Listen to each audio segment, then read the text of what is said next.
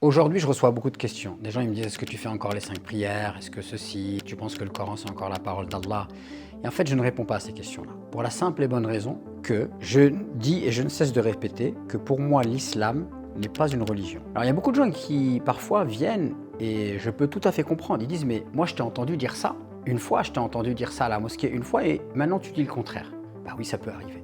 Ça s'appelle une évolution intellectuelle. Pour moi, la religion, elle est inventée par les hommes. Pour moi, l'islam, c'est une voie spirituelle.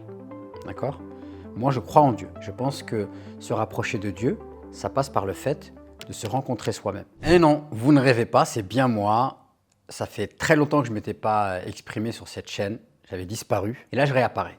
Dans cette vidéo, je vais me livrer comme jamais et je vais vous expliquer pourquoi j'avais disparu et pourquoi je réapparais aujourd'hui, alors restez avec moi. Alors pour commencer, j'aimerais vous donner un petit peu de contexte pour que vous puissiez comprendre qui je suis, ma trajectoire. Premièrement, je m'appelle Ismail Mounir, comme vous le savez, j'ai 51 ans et je suis né en 1974 à Paris. Alors, c'est très important que vous puissiez comprendre que dans les années 70, donc quand j'étais enfant, l'islam en France, même dans la région parisienne, il était pratiquement invisible. Et moi, dans les années 80, quand je suis adolescent, c'est un peu la même chose. Par exemple, moi, j'ai pas connu les prières du Tarawih quand j'étais adolescent dans la région parisienne. J'ai pas connu non plus le sentiment d'appartenance communautaire ou religieuse. Par exemple, entre les jeunes maghrébins et musulmans, on ne se disait pas salam alaikum. Ça, c'est venu bien après. Et ça, moi, je l'ai vécu personnellement, c'est la montée de la visibilité de l'islam en région parisienne. Alors, il y a un autre aspect que vous devez absolument connaître, si vous voulez comprendre qui je suis, c'est que moi, j'ai grandi à une époque où, en fait, quand tu étais jeune maghrébin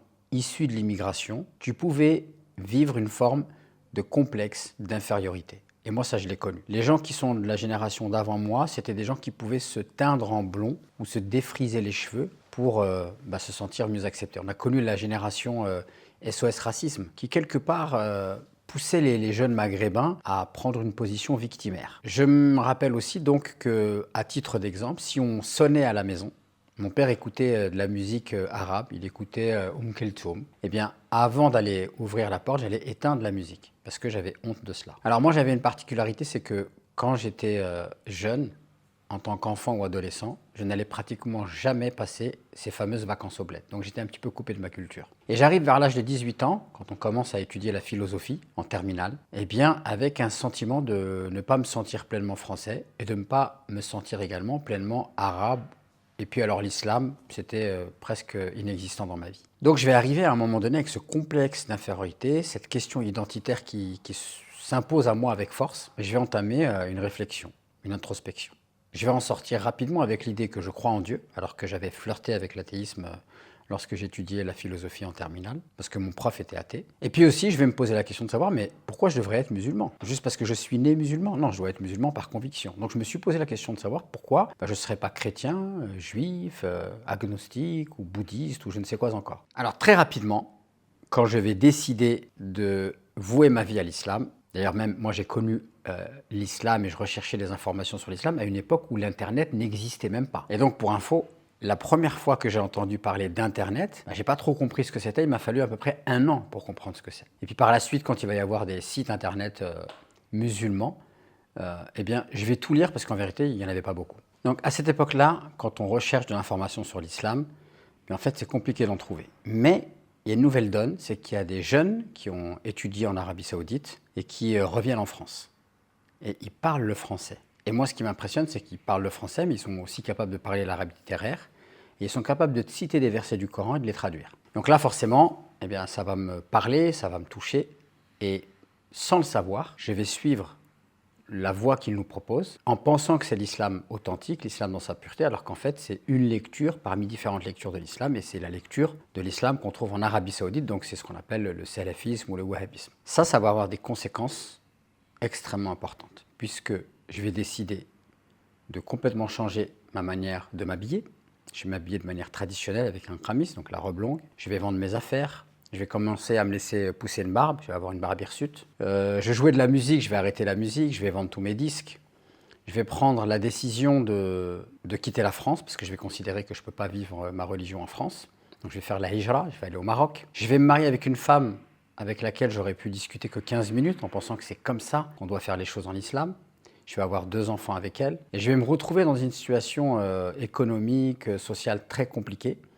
Mais je vais penser que finalement, toutes ces souffrances que j'endure, toutes ces difficultés, comme elles sont faites dans la voie de Dieu, que c'est quelque chose qui va me permettre de m'élever. Donc, heureusement, j'ai quand même un sens critique. Donc, en rentrant dans la voie salafi et en voyant la voie salafi de l'intérieur et en commençant à augmenter mes connaissances religieuses et ma culture religieuse au Maroc, je vais commencer à déconstruire le salafisme dans ma tête. Et aussi, bien sûr, je vais me rendre compte que ça me pousse à vivre une vie qui ne me correspond plus en fait. Et donc, je vais commencer à déconstruire tout ça. Ça va m'amener à divorcer, à rentrer en France. Et quand je vais retourner en France, petit à petit, il y a une machine qui va se mettre en place. Je vais devenir un prédicateur francophone, influent, sans avoir cherché à le devenir en fait. Je vais commencer à traduire les sermons du vendredi dans certaines mosquées où je vais écouter le sermon. Je vais commencer moi aussi à faire le sermon du vendredi, puis je vais commencer à faire des conférences. Finalement, une chose qui pour moi est un loisir. J'avais beaucoup de plaisir à partager mes connaissances sur l'islam. Et tout ça, ça va devenir comme un hobby, je vais y passer beaucoup de temps. Et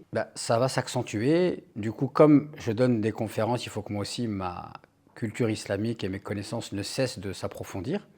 Et donc, il y a une machine qui va se mettre en place et qui ne va jamais s'arrêter jusqu'à aujourd'hui finalement. Alors, ce que je voudrais que vous puissiez comprendre, c'est que je vais avoir une ascension sur le plan de la prédication, mais en même temps qu'il y a une ascension, il y a une évolution. C'est-à-dire qu'au début, quand je fais de la prédication, comme moi j'ai connu le salafisme extrêmement sectaire, c'est-à-dire que tu déclares tous les musulmans qui ne suivent pas ta voie comme étant des innovateurs, des égarés, eh bien je vais vouloir me préserver de ça, d'accord ? Moi, à cette époque-là, je vais être influencé par un cheikh marocain qui s'appelle Cheikh Farid Al-Ansari, qui est dans une approche beaucoup plus spirituelle, beaucoup plus éducative, et qui est là pour essayer de rassembler les musulmans. Il a une approche très intéressante de la théologie, notamment de tout ce qui relève des questions dogmatiques sur lesquelles les salafis sont souvent très durs. Et ça va m'amener finalement au début à chercher à développer des cours, mais qui sont rassembleurs. Donc je vais parler de la sagesse du prophète, de la beauté du Coran, de tout ce qui relève de l'éthique, du comportement. Je vais parler des sujets qui rassemblent les musulmans, d'accord ? De l'amour de Dieu, de l'amour du prophète. Et je ne vais pas rentrer dans les sujets polémiques. Et ça, je vais le faire pendant pas mal de temps, ce qui fait que finalement, j'arrive à passer partout.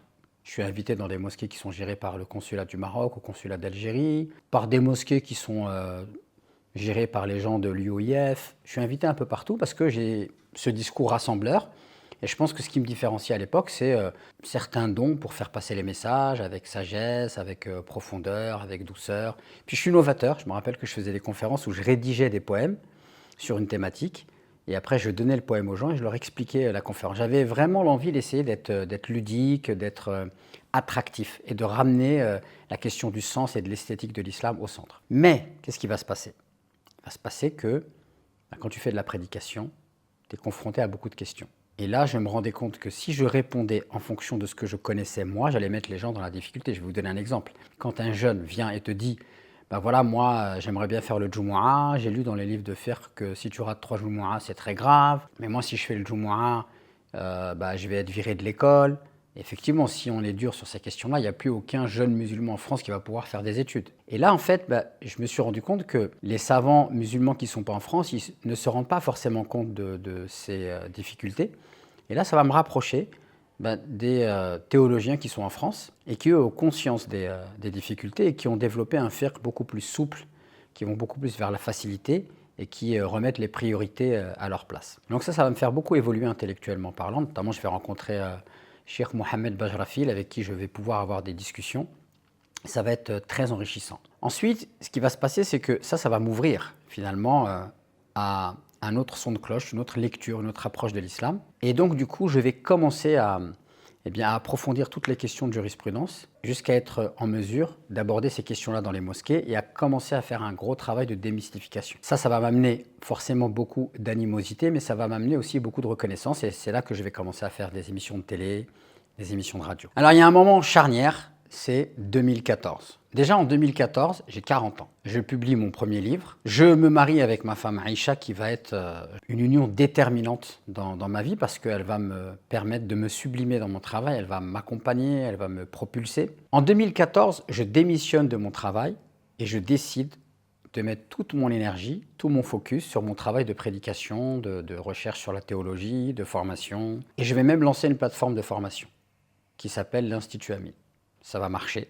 Donc en 2014, je vais me professionnaliser, je vais avoir beaucoup plus de temps et d'énergie à donner dans ce qui représente ma passion. Et forcément, il va se passer quelque chose, c'est que je vais élargir mon champ de perception. Je vais pouvoir aller investiguer des sujets que je n'avais pas eu le temps d'investiguer jusque-là.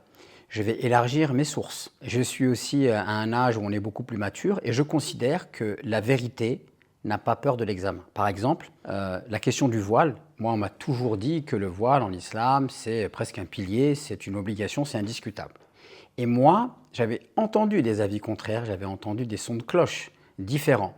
Mais je ne me donnais pas le droit d'aller investiguer tout cela. J'avais un peu peur. Et à partir de 2014, je me donne le droit de faire ce travail. Donc je vais commencer à aller voir des avis qui divergent de ce qu'on m'a enseigné. Et du coup, qu'est-ce qui se passe?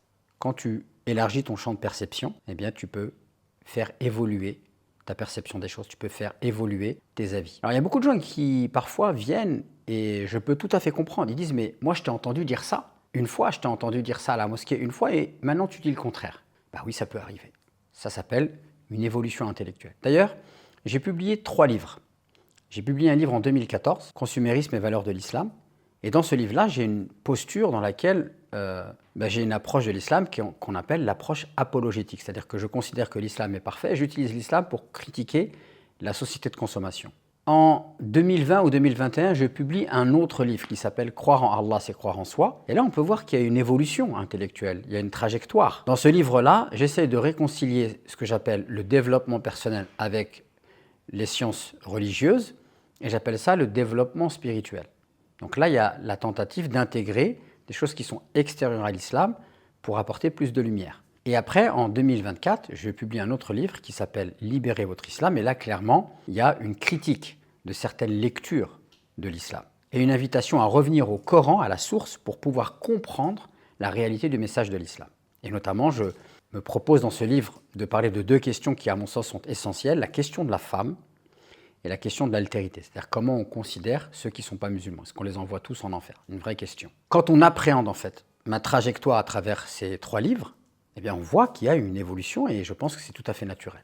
Mais par contre, il va se passer quelque chose, et ça je ne l'ai jamais dit, il va se passer quelque chose sur le plan personnel, quelque chose de très profond.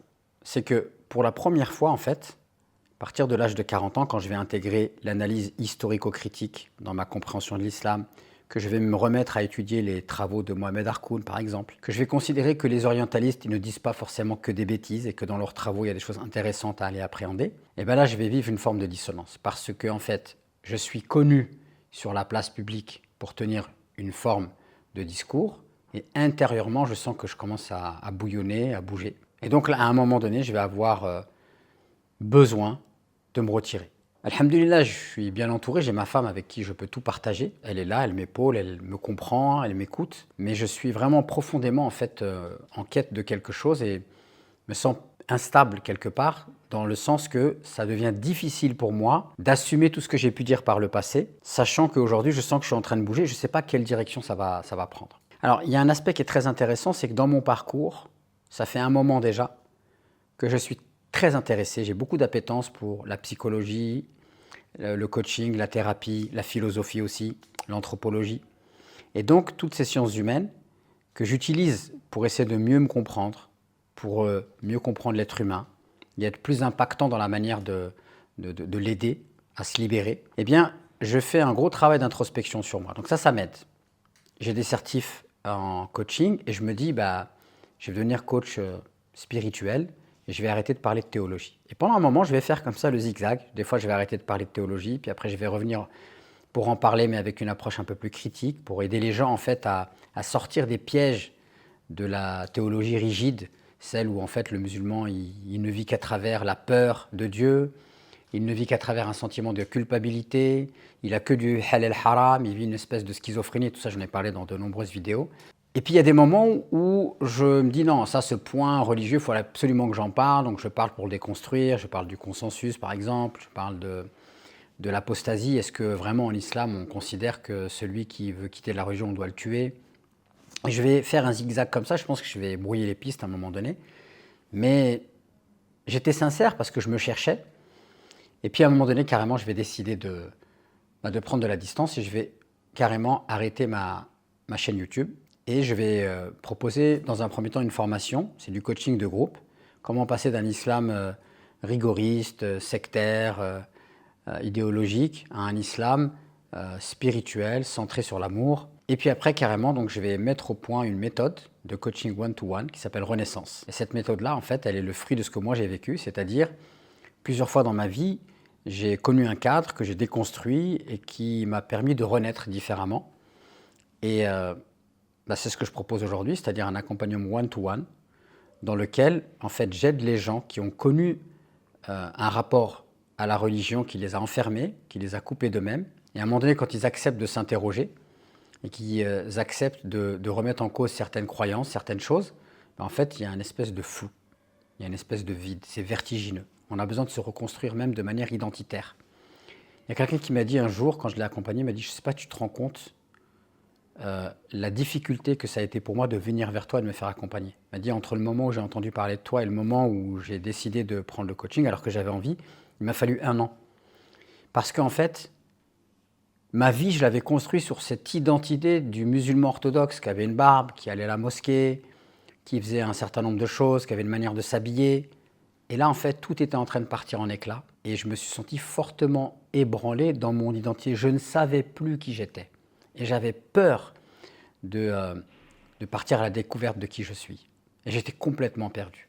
Et finalement, il est venu faire l'accompagnement et il s'est redécouvert. Alors, il est clair qu'aujourd'hui, il y a un grand défi pour la communauté musulmane.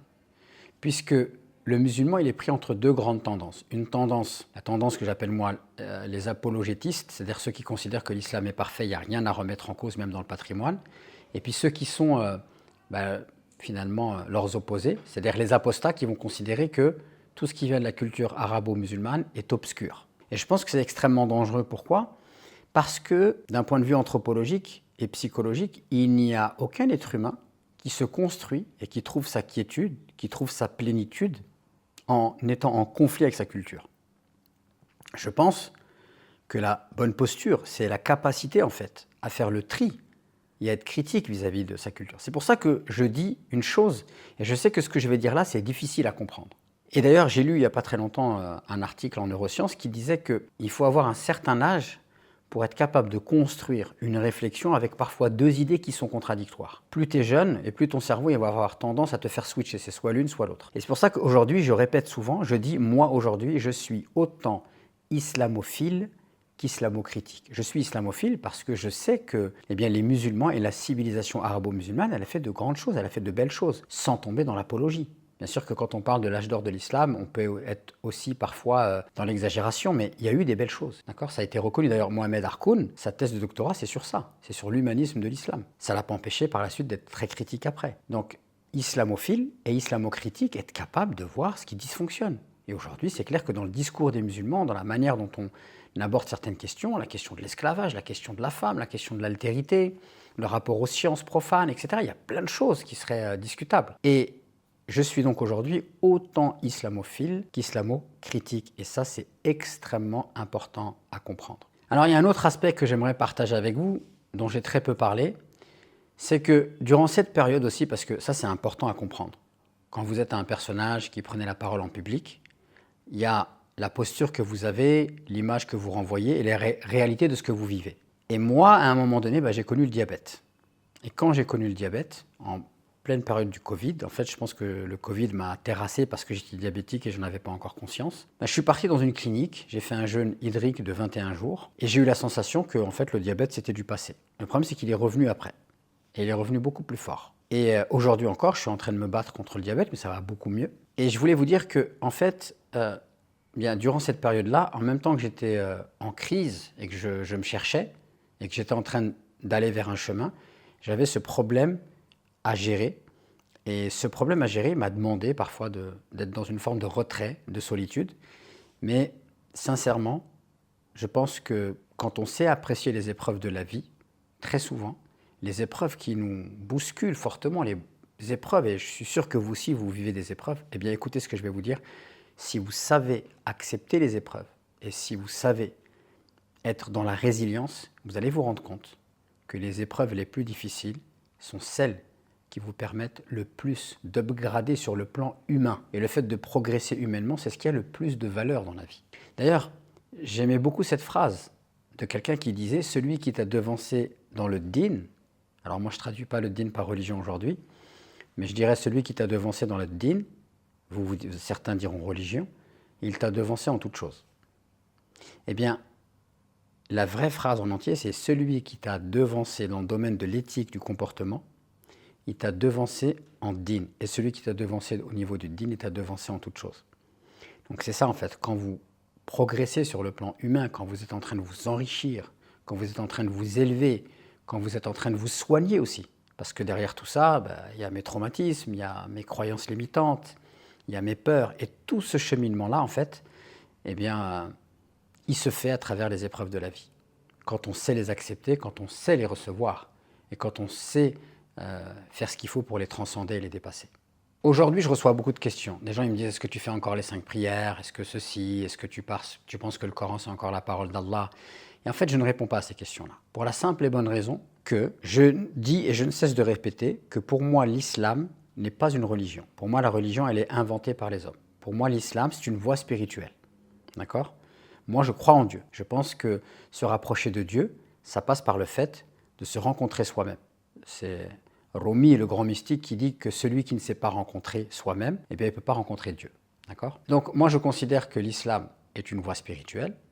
Et bien sûr que ma spiritualité, moi qui suis issu de la tradition arabo-musulmane, et qui ne renie pas cela, et qui ne rejette pas toute sa culture, parce que je considère que c'est en valorisant ma culture et en faisant le tri que je vais pouvoir grandir et m'élever, eh bien, je considère que ma spiritualité, elle peut être d'influence arabo-musulmane, j'ai aucun problème avec ça. Et je considère qu'elle peut être même influencée par le Coran, j'ai pas de problème avec ça. Mais mon rapport à cela, il se fait dans la conscience, dans la liberté, dans l'intelligence, dans la recherche de sagesse. Et la finalité derrière tout ça, c'est la paix intérieure. Et le travail que je fais aujourd'hui ne consiste pas à vous orienter vers des soi-disant vérités théologiques. Non, le travail que je fais aujourd'hui, il a pour objectif de vous permettre de trouver votre voie spirituelle en étant pleinement aligné. C'est ça mon travail aujourd'hui. Et à vous permettre de vous libérer de tous les carcans dans lesquels on a voulu vous enfermer. Pour moi, la religion, très souvent, elle a été source d'enfermement. C'est clair que parfois, la religion, elle peut être source de libération, elle peut aider des gens, mais la religion aussi, elle peut faire très mal. Elle peut nous traumatiser. Et beaucoup, on a été traumatisés par la religion. Parce que la religion, ce n'est pas quelque chose qui tombe du ciel. Il y a la main de l'homme dans la religion. Et je considère que la spiritualité, c'est différent. Pourquoi? Parce que la spiritualité, c'est une expérience. Dans la spiritualité, on ne te dit pas c'est ça la vérité, on te dit cherche ta vérité. Alors que dans la religion, on te dit voilà la vérité à travers des dogmes que tu ne dois jamais remettre en question. Donc pour moi, il y a un fossé et un monde entre ce qu'on appelle la religion aujourd'hui, la manière dont on l'enseigne, dont on la vit, et ce que c'est que la réelle spiritualité. Alors aujourd'hui, soyons clairs, le travail que je fais, il ne s'adresse pas à tout le monde. J'ai conscience pleinement que je ne m'adresse pas à tout le monde aujourd'hui quand je parle.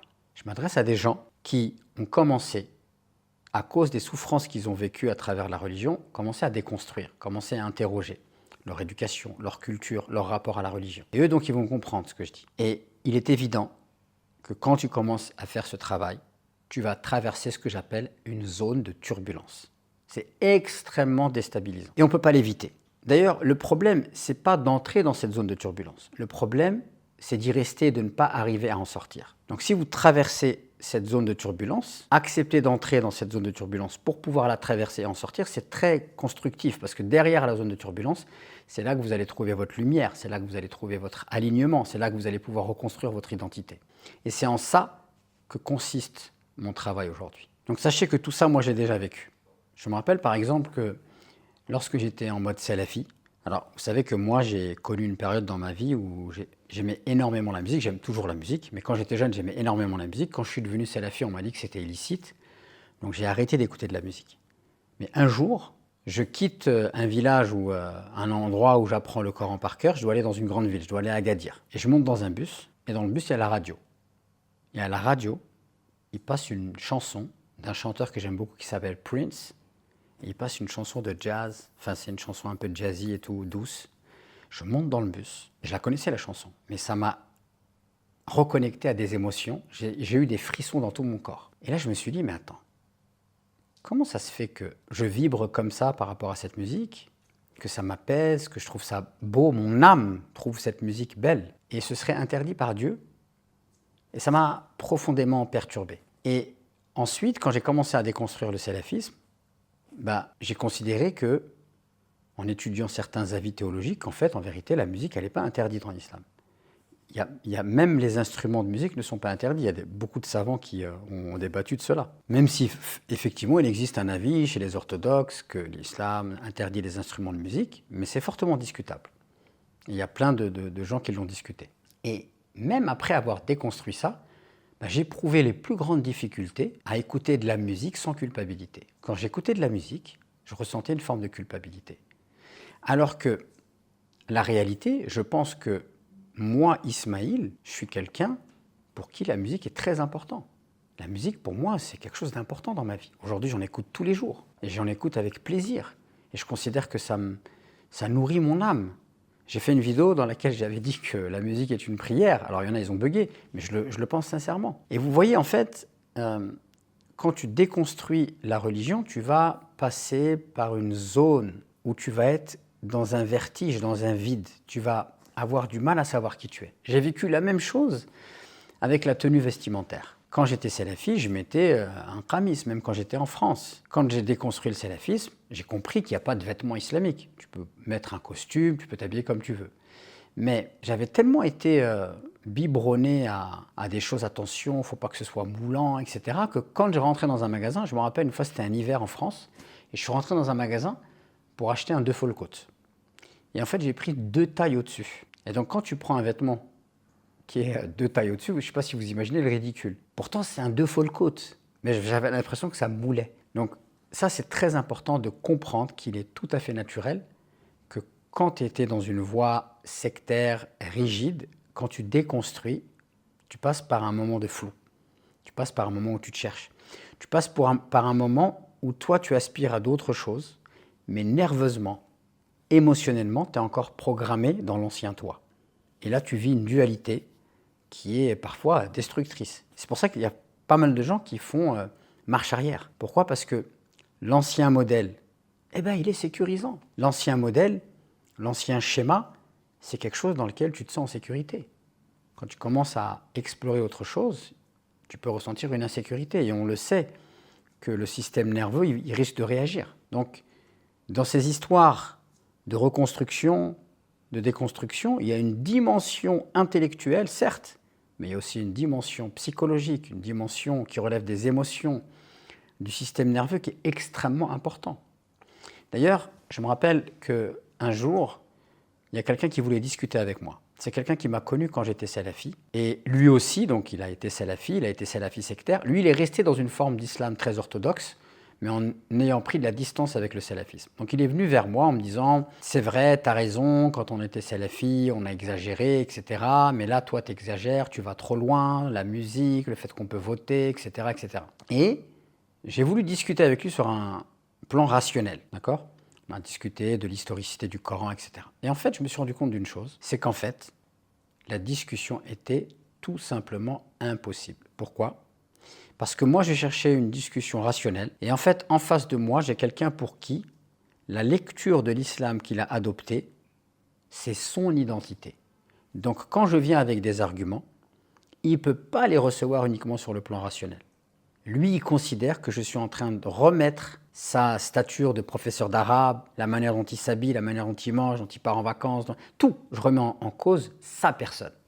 Donc, son cerveau va mettre en place tous les mécanismes de défense pour être dans l'incapacité de recevoir mes arguments. Et ça, j'ai vécu cette expérience-là à 2-3 reprises et j'ai fait des recherches et je me suis rendu compte qu'effectivement, c'est très documenté en neuropsychologie et même en psychologie que quand tu discutes avec une personne sur un sujet et que ce sujet-là, pour lui, c'est comme si ça fait partie de son identité, la discussion rationnelle est impossible. D'accord ? Et ça, la leçon que ça donne, c'est que si vous êtes en train de réfléchir, vous êtes en train de chercher à vous élever, vous êtes en train de chercher à vous libérer, la question n'est pas que intellectuelle, loin de là. Peut-être que même il y a certaines choses que vous avez comprises, mais vous n'arriverez pas à vivre avec. Vous n'arriverez pas à dépasser le poids de la communauté, le regard d'autrui, la pression familiale. Il y a des gens qui me disent « mais ça, je sais que je ne fais pas du mal quand je fais ça, mais je n'arrive pas. C'est plus fort que moi, je me sens bloqué. » D'accord ? Il y a des gens qui me disent « mais moi, je sais que je ne suis pas obligé de porter le voile, mais Si je l'enlève, qu'est-ce que je vais dire à mon mari? Qu'est-ce que je vais dire à ma famille? C'est impossible. Donc je préfère me taire et garder le voile. C'est triste, mais c'est la réalité que beaucoup de gens vivent. Pourquoi? Parce qu'en fait, il faut comprendre que ce n'est pas qu'une question intellectuelle. Il y a un gros travail à faire sur le plan psychologique, sur le plan des émotions et même sur le plan du système nerveux. Parfois, on va se retrouver bloqué dans des choses avec lesquelles on n'est pas en phase. D'ailleurs, je ne sais pas si vous connaissez cette expérience, mais elle est très connue, on l'appelle l'expérience de H. On prend des comédiens, il y a différentes ficelles, la plus grande, la plus petite, et on met une personne parmi les comédiens et on demande aux comédiens de choisir la ficelle la plus petite. Et tous, qu'est-ce qu'ils font? Ils choisissent la ficelle la plus grande. Et donc celui qui n'est pas comédien, dans 70% des cas, il va choisir l'avis de la majorité, sachant qu'ils ont tort. Pourquoi? Parce que pour le cerveau, c'est plus confortable d'avoir tort avec la majorité que d'avoir raison et être avec la minorité. D'accord? Et ça, c'est des expériences qui sont très connues, qui sont documentées. Et il y a une raison à cela. C'est que le cerveau, sa fonction, c'est quoi? C'est de t'amener à survivre. Et donc, la survie, elle se trouve avec le groupe. Elle ne se trouve pas quand tu es tout seul. Donc, c'est très inconfortable. Donc, il y a plein de conditionnements qu'on connaît aujourd'hui à travers la psychologie, les expériences de psychosociologie, etc., les neurosciences. Il y a plein de choses qu'on a découvertes sur les conditionnements, la manière dont on peut se conditionner, les biais cognitifs. Et c'est important, en fait, de développer cette culture pour pouvoir se libérer. Par exemple, quand vous étudiez les biais cognitifs et que vous vous rendez compte qu'il y a deux manières de réfléchir. Soit tu peux réfléchir comme un avocat, tu as une thèse. L'islam est parfait, indiscutable, c'est ma thèse. Et donc je vais ramener tous les éléments pour prouver ma thèse. Ça, c'est réfléchir comme un avocat. On appelle ça le biais de confirmation. Tu as déjà une idée en tête et toi tu cherches et tu observes tous les éléments qui vont te permettre d'étayer ta thèse et de justifier l'avis que tu as. Ou alors tu réfléchis comme un détective. Tu prends tous les éléments qu'il y a, tous les indices, pour pouvoir fonder une thèse. C'est deux manières de réfléchir radicalement différentes. Et des fois, ça m'arrive de discuter avec des gens, ils ne se rendent pas compte qu'ils sont dans le biais de confirmation, mais à 1000%. D'accord? Il n'y a pas ce recul. Pour conclure cette vidéo, j'aimerais vous dire que aujourd'hui, j'ai pris la décision de réactiver cette chaîne, de réactiver les anciennes vidéos. Pourquoi? Parce qu'aujourd'hui, pour moi, la boucle est bouclée. J'assume complètement la trajectoire qui est la mienne. J'assume d'avoir été imam, d'avoir été dans une approche apologétique de l'islam. J'assume avoir évolué. Comme je vous l'ai dit, je suis autant islamophile qu'islamo-critique. Je considère que l'islam est une voie spirituelle et pas une religion. Et aujourd'hui, dans cette chaîne, j'aimerais continuer ce travail de pédagogie. Et je vais continuer à produire du contenu. Alors, dans cette chaîne-là, vous ne trouverez plus des choses en rapport avec le halal haram, ou de la théologie pure, mais vous allez trouver des choses en lien avec la déconstruction, avec la reconstruction, avec la spiritualité musulmane. Et j'ai envie de poursuivre l'aventure dans cette chaîne et de laisser la possibilité aux gens d'appréhender une trajectoire d'un être humain qui chemine et qui humblement cherche la vérité. Voilà ce que je voulais partager avec vous et je vous dis à très vite.